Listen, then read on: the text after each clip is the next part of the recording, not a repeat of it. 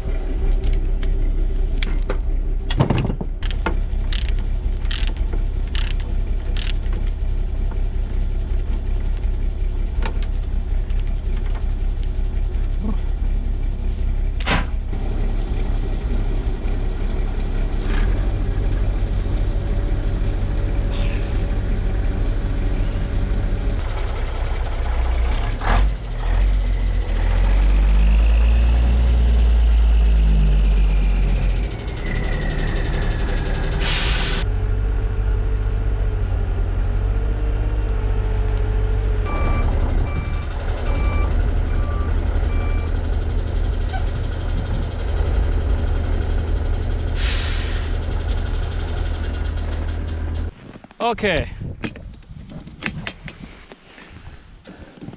what I have here is a DeWalt grease gun. I bought this one first. This one is nice because it comes with a case. A lot of my friends have this one. Companies I've worked at in the past have this one, and I really like this one. However, there's a few things that I don't like about this one, and I'm gonna tell you about them. Okay, before we start, I have recently switched over to using 3% moly grease. It's really windy out here, so I'm gonna be loud. I've been using red and tacky for years, haven't had a problem, but somebody told me that the moly is better, so. All right, so one of the things that I noticed about this grease gun that I don't like is the bypass, I guess you would call it, thing right here.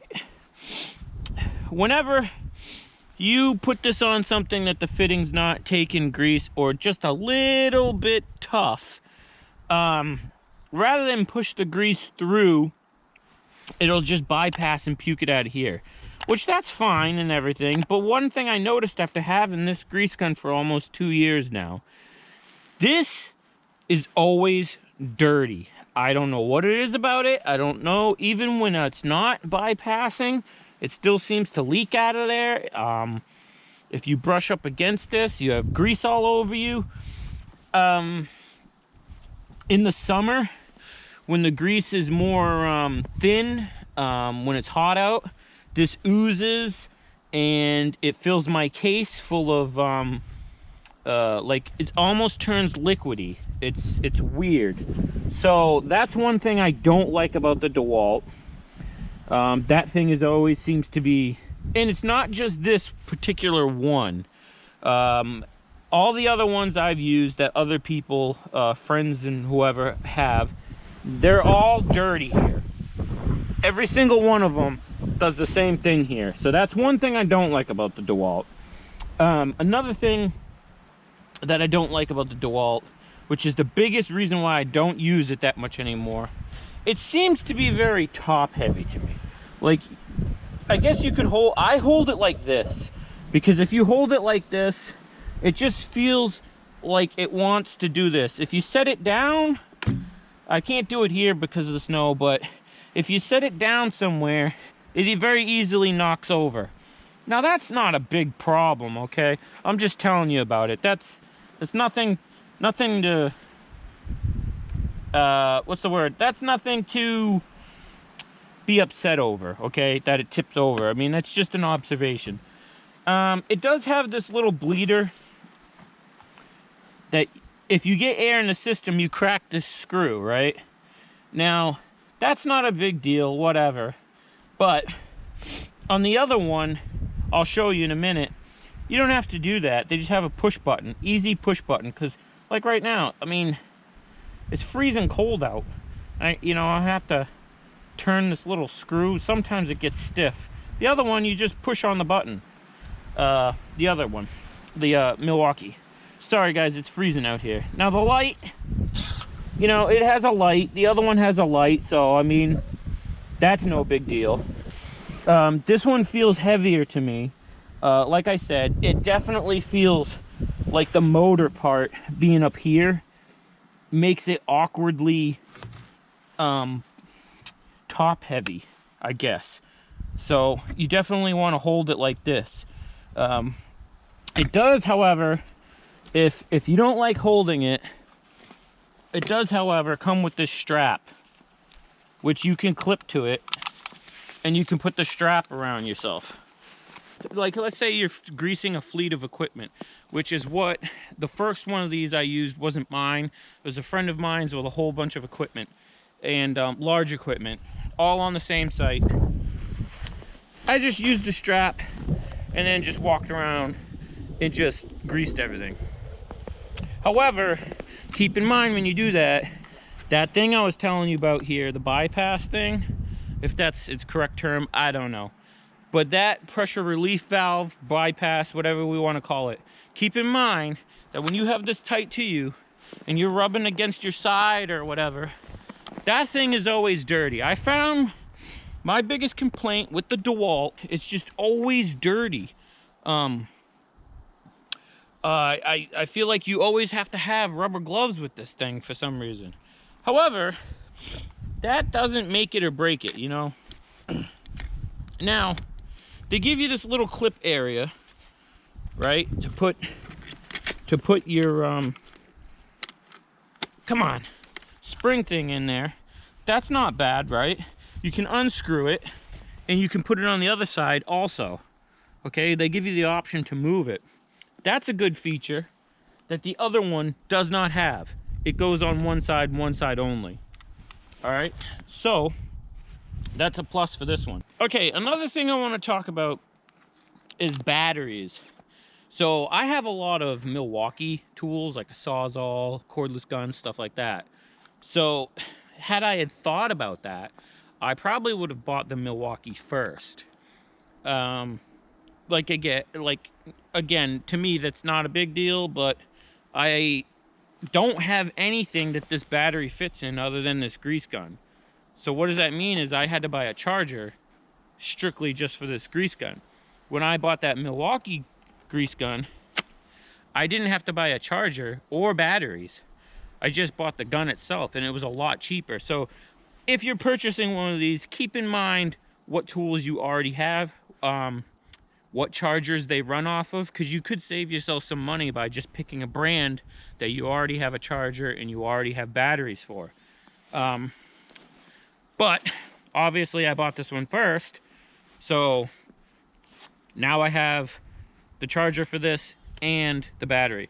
And I should say, I bought the kit, came with the case, came with the battery, one battery, and it came with the charger all in the kit. It was significantly more money than the Milwaukee because I only got the grease gun. No case, no battery, no charger with that because I already had them. So like I said, if you want to save some money, you could go that route too. Okay, so I do like this DeWalt case, all right? It's got room for extra stuff if you want to put it in here, like rags, which with the DeWalt, you're definitely going to want to put rags in here. Because like I said, it's always dirty. The only thing of it is, keep in mind if you want to keep your grease gun in your machine like I do, this case is kind of big. All right, it's kind of big. It doesn't fit in a lot of places. All right, so let's move on to the Milwaukee. Let's get rid of the gloves because the Milwaukee, to me, I've had this for 1 year. I've had the DeWalt for 2 years. I've had the Milwaukee for 1 year, okay? This thing's never dirty, okay? It's never dirty. It's not very heavy at all. You hold it just like this most of the time. My DeWalt strap, if I wanted to, I could clip it to here, but there's really no need to. So I bought just the Milwaukee gun by itself. I was just using it. The tip is a little dirty, big deal. So I bought it and I got it like this. And the only reason why I bought it without all the other stuff is because it was significantly cheaper and because I already had the M18 red lithium batteries for my Sawzall and a couple other cordless things that I had. So like I said before, you might want to think about that before purchasing one of these. Take a look around, see what you have for tools, and kind of go with what you got. Okay, so this one here has this holder next to it. Unlike the DeWalt, you really only get to put it on one side. So that's one con about this is you don't get to put it on either side, just one side. Not a big deal, right? But the pro to it is it does have this nice round, I don't know if you can see it. It does have this nice round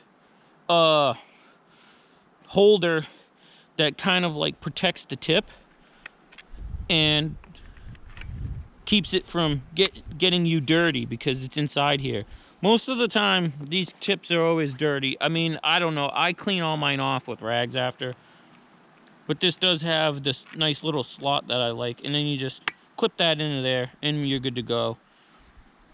The other thing I like about this is it seems to have a heavier, dutier hose. This hose, I don't know what they make it out of versus the DeWalt, but this seems to have a heavier, dutier one. It also seems to have heavy-duty springs versus the other one. Now, you can hold this one on the spring is nice and fat, so for somebody like me whose hands don't close because of arthritis too much, I like things to be bigger. I can't hold small things. Shut up. Come on, Steve. The other thing too is I noticed this one. The motor's lower, so the center of gravity is lower. If you want to put this down on something, it has wider feet at the bottom. It don't really tip over as much. Here's the bleeder I was telling you about. If you get an air pocket in here, all you have to do is push this. You don't have to unscrew anything, and the grease doesn't puke out of there. It comes out the side. See it? Because I've been pushing it. So, I'll have to clean that. Because I just did it for demonstration, but you don't have to worry about having all this grease all over your fingers from cracking the bleeder. And then the spring's a lot heavier duty. And the cool thing about this is, other than, yes, it has a light. The other one has a light, no big deal. But my favorite feature on this is the selector. All right, so let's say I put this on number 5, okay? You can count. Let's just put this in here. Okay, you guys ready? Now, listen. 1, 2, 3, 4, 5. Okay, it'll automatically shut off. Let's go to 3. Just watch my finger. All right, it does it automatically, and it goes up to 50 pumps.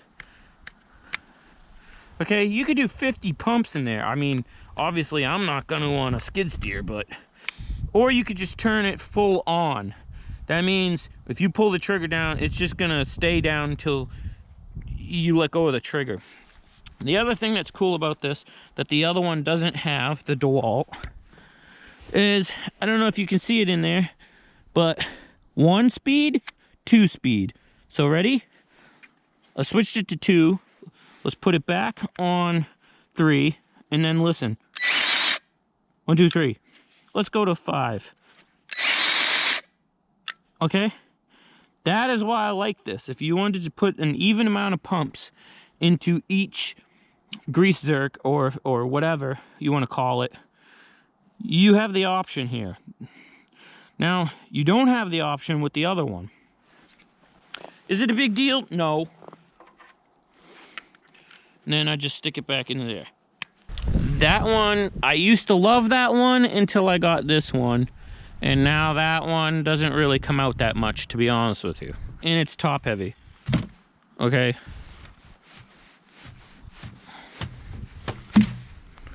That one there, you really got to poke the crap out of it to get it to tip over. What does that mean? That means I stand this up behind, there's a little ledge in my excavator behind the seat. I stand this up there and it just stays there. It doesn't tip over and it's cleaner. I'm trying to think of what else. I want to give you my honest opinion about everything. So you can make your own decision. Now, up until I got this one, that one there, I only used that to grease stuff when the machines were all in the yard. I would pull out the case and I would just walk around and just grease everything.